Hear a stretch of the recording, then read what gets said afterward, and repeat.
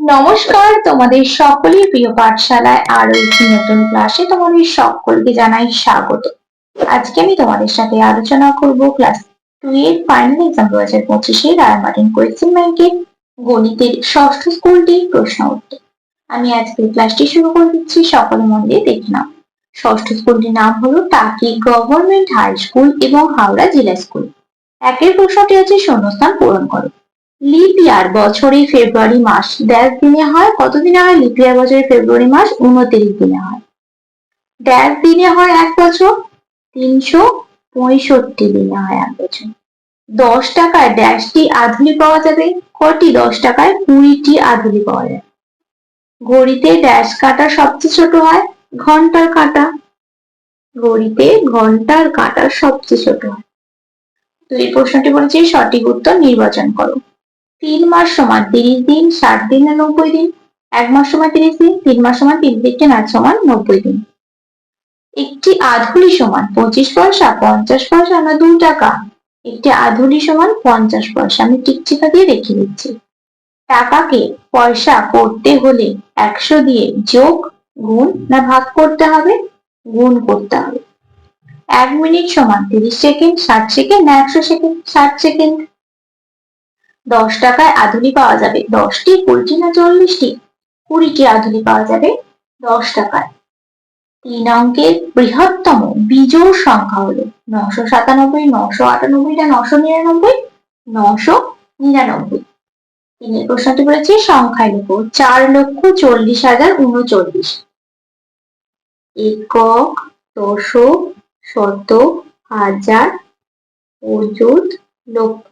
4,40,039।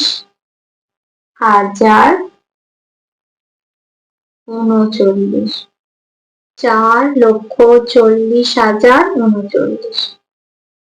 চারের প্রশ্নটি বলেছে স্থানীয় মানের সংখ্যাগুলি ভেঙে যোগ করো। 250 যোগ 144। 250টাকে ভাঙলে কি কি পাবো? 200 যোগ 50 যোগ 144টাকে ভাঙলে 100 যোগ 40 যোগ 4। 200 আর 100 যোগ করলে আমি তাকে একবারে করে দিচ্ছি। 200 আর 100 যোগ করে যাবে 300, যোগ 50 আর 40 যোগ করে যাবে 90, যোগ 4। তাহলে কত হয়ে যাবে? 394। বাচ্চাটা বলেছে নামটা লেখো। 16 গুণ 9, 16 আর 9 গুণ করলে কত হয়ে যাবে? 144। 18 গুণ 5, 5 18 90। 6টা বলেছে নিচের ফাঁকা ঘরে নির্দেশ মতো ছবি আঁকো। ত্রিভুজ, আমি হাতেই দেখো এঁকে দিচ্ছি পেন্সিলের সাহায্যে। ত্রিভুজ। চতুর্ভুজ।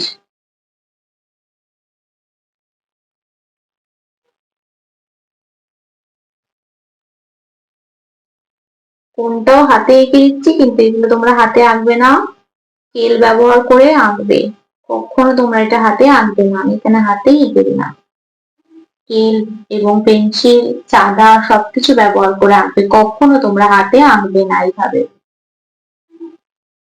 7 প্রশ্নটি বলেছে একটি পুকুর খনন করতে সময় লাগে 18 দিন। পুকুর তৈরির জন্য খননের কাজ যদি নভেম্বরের 5 তারিখ থেকে শুরু হয়, তবে সম্পূর্ণ কাজ কত তারিখে শেষ হবে?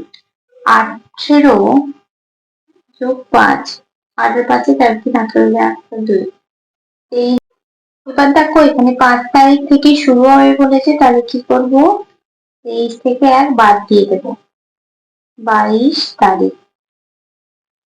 তাহলে সম্পূর্ণ কাজ কত তারিখে শেষ হবে?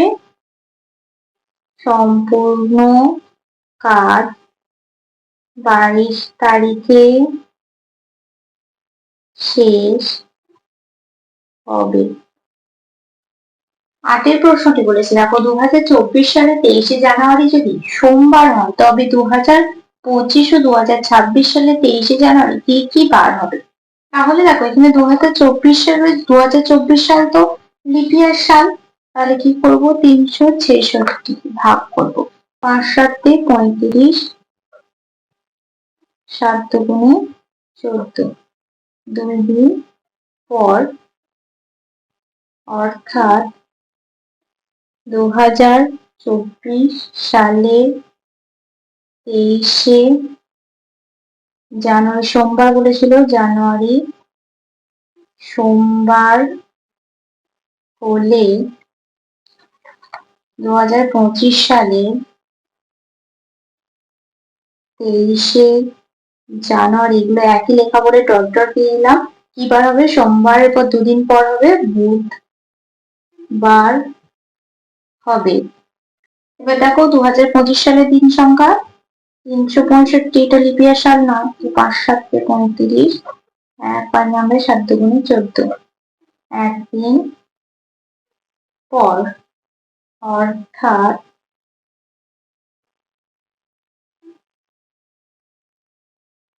2026 সালের 23শে জানুয়ারি হবে। কিবার হবে? বুধবার ছিল একদিন পর, বৃহস্পতিবার হবে।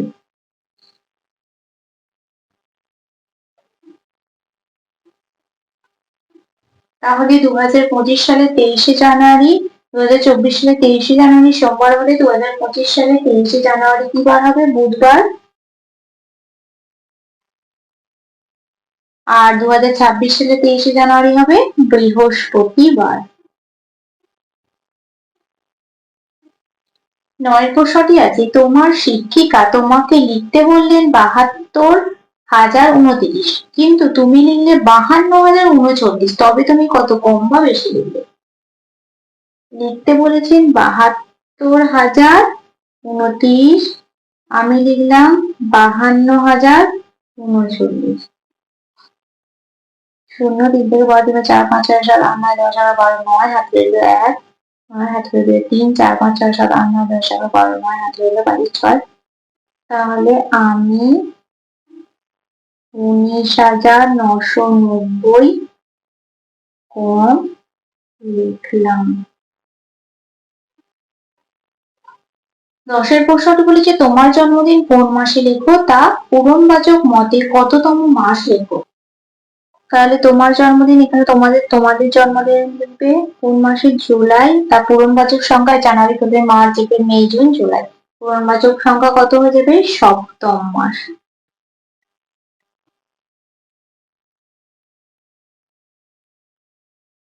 11টা বলেছে তুমি প্রতিদিন 15টি করে অঙ্ক করলে স্কুলের 1.5 মাস গরমের ছুটিতে তুমি মোট কতগুলি অঙ্ক করতে পারবে? 1.5 মাস সমান 30 যোগ 15 সমান 45 দিন। 45 কে 15 দিয়ে গুণ করে 5 5 25, 5 আর 2 5 4 20 আর 2 22, 5 4 4 5 5 7 4 2 6, 675। আমি মোট 675টি অঙ্ক করতে পারবো। 12 প্রশ্নটি বলেছে সরল করো 72 বিয়োগ 68 বিয়োগ 29 যোগ 44। দেখো যোগটা এদিকে আনবো, 72 যোগ 44 বিয়োগ 68 বিয়োগ 29, 4 2 6 7 8 9 10 11 বিয়োগ 68 বিয়োগ 29, তারপর 9 10 11 13 14 15 16 8 হাত রইল 1 4 7 8 9 10 11, 48 বিয়োগ 29, 48 থেকে 29 বাদ দিলে কত হয়ে যাবে? 19। তারপর হচ্ছে 208 বিয়োগ তৃতীয় বন্ধনী 66 যোগ দ্বিতীয় বন্ধনী 80 ভাগ 20 গুণ 5 বিয়োগ প্রথম বন্ধনী 10 যোগ 5 প্রথম দ্বিতীয় তৃতীয় বন্ধনী ক্লোজ। তাহলে দেখো প্রথম আমরা প্রথম বন্ধনী কাজ করবো। 208 বিয়োগ 66 যোগ যেমন লেখা আছে তেমন লিখবো, 20 গুণ 5 বিয়োগ 15, 10 আর 5 যোগ করে দেবে 15।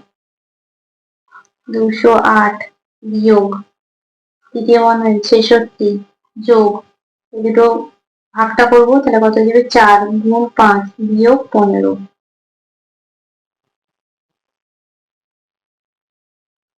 208 বিয়োগ তৃতীয় বন্ধনী 66 যোগ কি করবো? 4 5 20 বিয়োগ 15। 208 বিয়োগ তৃতীয় বন্ধনী 66 যোগ এই দুটো বিয়োগ করে দেবে 5। 208 বিয়োগ কত হবে 71। 1 থেকে আর 7, 7 5 9 10 3 হাতে রইল 1, কত হয়ে গেল 137। তারপরে গড়ের সরলটা করে দেখাচ্ছি। দেখো প্রথম আমরা প্রথম বন্ধনীর কাজ করবো, যেমন লেখা আছে লিখবো 72 বিয়োগ 17 বিয়োগ 7 বিয়োগ বিয়োগ করে দেবে 2 গুণ 2 যোগ 10। 72 বিয়োগ তৃতীয় বন্ধনী 17 বিয়োগ এই দুটো বিয়োগ করে দেবে 5 গুণ 2 যোগ 10। এটা আলাদা। 72 বিয়োগ তৃতীয় বন্ধনী 17 বিয়োগ 10 যোগ 10। 72 বিয়োগ দুটো বিয়োগ করে দেবে 7 যোগ 10। তাহলে যোগটা এদিকে নিয়ে আসবো। 72 যোগ 10 বিয়োগ 7, 2 7 রেখে 8 বিয়োগ 7, 7 8 9 10 11 5 হাতে রইল 1। তাহলে সরল অঙ্কটার মান কত হচ্ছে 75। ভালোভাবে দেখে নাও তোমরা, এটা আলাদা অঙ্ক, এটা আলাদা অঙ্ক। তারপরে 13 প্রশ্নটা বলেছি টাকা ও পয়সা যোগ করো। এই যোগটা আমি তোমাদের খাতায় করে লিখে দিচ্ছি, দেখে নাও। দেখো লিখে নিচ্ছি, যোগটা করে রাখা ছিল। আর 10 এর সাথে 7 7 হাতে রইল 1, 5 দিয়ে 7 রাখে 8, আর 7 10 আর 8 8 হাতে রইল 1, 7 রেখে 8 আর 5 দ্বারা 3 হাতে রইল 1 রেখে 2 রেখে 3, কত হচ্ছে 338 টাকা 87 পয়সা। তাহলে এখানটা একবারে উত্তরটা লিখে দিচ্ছি, 338 টাকা 87 পয়সা। তারপরে কয়েকটা বলেছি, দেখো 225 টাকা 75 পয়সা, 378 টাকা 50 পয়সা। 5টা নেমে যাবে, 7 5 12 2 হাতে রইল 1 হাতে 9, 10 আর 12 14 4 হাতে রইল 1, 7 8 আর 10 0 হাতে রইল 1, 3 5 আর 4 604 টাকা 25 পয়সা।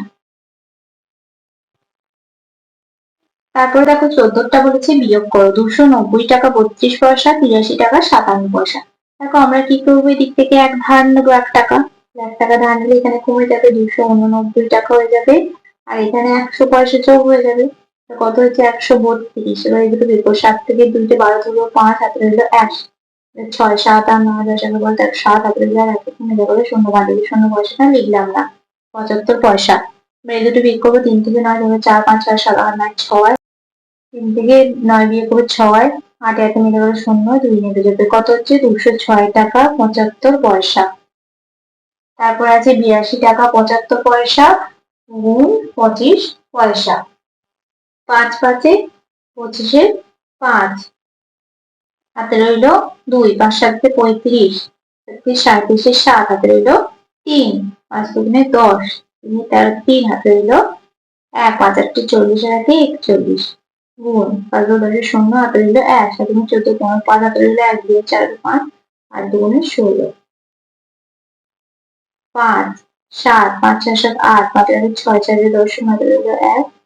তাহলে 75 আগে দশমিক হবে 2068 টাকা 75 পয়সা। পরবর্তী পৃষ্ঠায় কি কি প্রশ্ন দেওয়া আছে দেখে নেওয়া যাক। 16টা বলেছে ভাগ করো। দেখো লিখে নিয়েছি, ভাগটা করে দেখাচ্ছি। 19 টাকা 25 পয়সা 7 হবে, 7 দুগুণে 14, 5 টাকা। এবার কি করবো, 100 দিয়ে গুণ করবো, 5 100 500 পয়সা। এবার এই পয়সাটা যোগ করে দেবো 500 সাথে, 25 পয়সা যোগ করে দিলে হয়ে যাবে 525 পয়সা। দেখো 7 7 49, এবার 10 11 12 3 হাতে রইল 1, 4 5 কাছাকাছি মিলে গেল 0, 5 7 35 35 35 মিলে গেলে হয়ে যাবে 0। তাহলে কত হলো 2 টাকা 75 পয়সা। তাহলে এখানে একবারে লিখে দেবো 2 টাকা 75 পয়সা। 17টা বলেছে 261 মাস সমান কত বছর কত মাস। তাহলে এটা 12 মাসে 1 বছর, 12 দিয়ে ভাগ করবো, 261 12 দিয়ে ভাগ করবো, 12 দুগুণে 24, 2 1, 12 12, এবার 3 4 5 6 7 8 9 10 11 তাহলে 21 বছর 9 মাস। 18 প্রশ্নটি বলেছে সঠিক উত্তরটিতে টিক চিহ্ন দাও। ভাজ্য ও ভাজকের স্থান পরিবর্তন করলেও ভাগফল একই হয়, ঠিক না বেঠিক? বেঠিক। 19 প্রশ্নটি আছে রাত্রি 10:15টাকে 24 ঘন্টা হিসাবে লিখলে কত হবে? রাত্রি 10:15টাকে 24 ঘন্টা হিসাবে লিখলে 10:15 মানে 10টা 15 মিনিট, 12 যোগ 10টা 15 সমান 22টা 15 মিনিট। 20 প্রশ্নটি বলেছে নরেন বাবুর বাৎসরিক সঞ্চয় 10,908 টাকা হলে নরেন বাবুর মাসিক সঞ্চয় কত? তাহলে কি করব দেখো, আমি এখানেই করে দেখাচ্ছি। 10,908 কি করব, 12 দিয়ে ভাগ করব। 9 12 108, 1 শূন্য নামবে, তিনটে সংখ্যা একেবারে নামানো যায় না, তাই শূন্যকে একটা সংখ্যা নামাবো। 9 12 108, তাহলে লিখে দেবো নরেন বাবুর মাসিক সঞ্চয় 909 টাকা। 21 প্রশ্নটি বলেছে তোমার থেকে তোমার দিদি 10 বছরের বড়, তোমার মা তোমার দিদির থেকে 25 বছরের বড়, তোমার বাবা তোমার মায়ের থেকে 5 বছরের বড়, তোমার দিদির বয়স এখন 18 হলে তোমার মা ও বাবার বয়স কত? দেখো অঙ্কটা করেছি, দিদির বয়স 18 বছর, আমি দিদি থেকে 10 বছরের ছোট, দুটো বিয়োগ করতে হবে, 8 বছর, তাহলে আমার বয়স 8 বছর, দিদির বয়স 18 বছর, মা দিদির থেকে 25 বছরের বড়, তাহলে দুটো যোগ করতে হবে, দুটো যোগ করে যাবে 43 বছর, তাহলে মায়ের বয়স 43 বছর। মায়ের বয়স 43 বছর, বাবা মায়ের থেকে 5 বছরের বড়, তাহলে 43 যোগ 5 সমান 48 বছর, অতএব বাবার বয়স 48 বছর, তাহলে বাবার মায়ের আর আমার বয়স পেয়ে গেলাম। 22 প্রশ্নটি বলেছে এক ব্যক্তির মাসিক আয় 9,000 টাকা, তিনি সংসার খরচ বাবদ 4,000 টাকা, ছেলে মেয়ের পড়াশোনা বাবদ 1800 টাকা, ইলেকট্রিক বিল বাবদ 300 টাকা খরচ করেন, অবশিষ্ট টাকার অর্ধেক তিনি ব্যাংকে জমা রাখেন, তিনি কত টাকা ব্যাংকে জমা রাখেন? দেখো আমরা এবার সরলের মাধ্যমে যদি অঙ্কটা করি,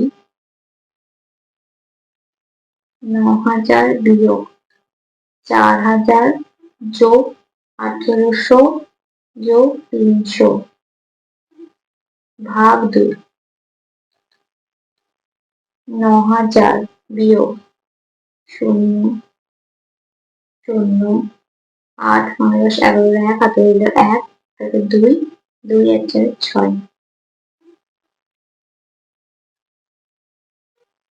6 0 0 9 হাতে 4 7 8 9 ভাগ 2 2 1 2 4 2 8 5 9 0 কত হচ্ছে 1450।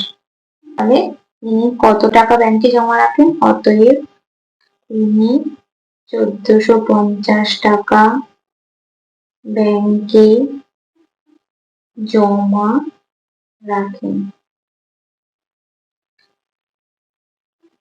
তাহলে দেখো আজকের ক্লাসটি আমি এখানে শেষ করছি, খুব তাড়াতাড়ি আরো একটি নতুন ক্লাস নিয়ে হাজির হবো তোমাদের সামনে। যদি তোমাদের আজকের ক্লাসটি ভালো লেগে থাকে তাহলে অবশ্যই লাইক কমেন্ট সাবস্ক্রাইব এবং শেয়ার করতে ভুলবে না। সকলে সুস্থ থাকবে, স্বাভাবিক থাকবে, সকলকে অসংখ্য ধন্যবাদ জানাই।